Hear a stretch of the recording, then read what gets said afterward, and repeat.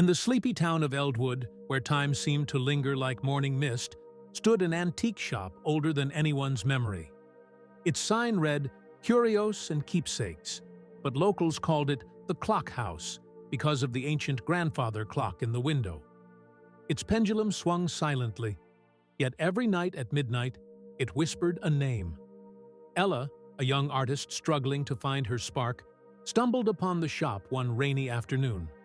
Her dreams of painting masterpieces had faded under the weight of self-doubt, and she'd taken a job at the town's diner to pay the bills. But that day, something drew her inside. The shopkeeper, an old woman with eyes like polished amber, greeted her. "Looking for something special, dear?" "I don't know," Ella admitted, her gaze landing on the clock. Its mahogany frame gleamed, and the faint scent of cedar hung in the air. "Does it work?" "Oh, it works," the shopkeeper said with a cryptic smile. "But it chooses who to speak to. Listen tonight, at midnight." Ella laughed it off, but couldn't shake the chill that followed her home. That night, unable to sleep, she sat by her window, sketching aimlessly. As the clock on her wall struck 12, a breeze carried a faint whisper. "Ella." She froze. It wasn't her clock. It was that clock, across town. Heart pounding, she grabbed her coat and ran to the shop. The street was empty, the shop dark, but the clock's face glowed faintly under the moonlight. Another whisper. "Find the key." The next morning, Ella returned, determined to unravel the mystery. The shopkeeper handed her a tarnished brass key without a word. "It's yours now. Trust it." Ella spent days searching for what the key might unlock.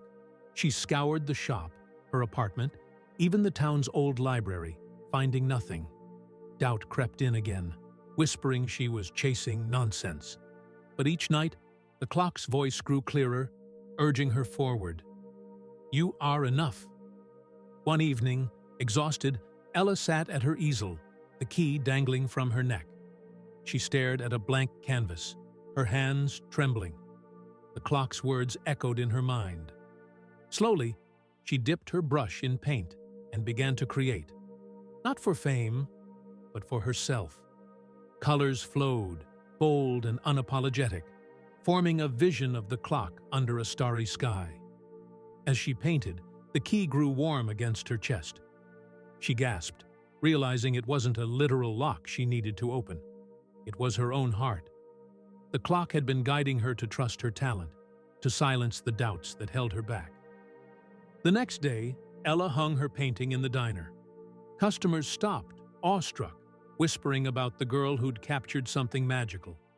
Orders for her work poured in, but more importantly, Ella felt alive again. She visited the shop one last time to thank the clock, but the shopkeeper only smiled. "It wasn't the clock, dear. It was you."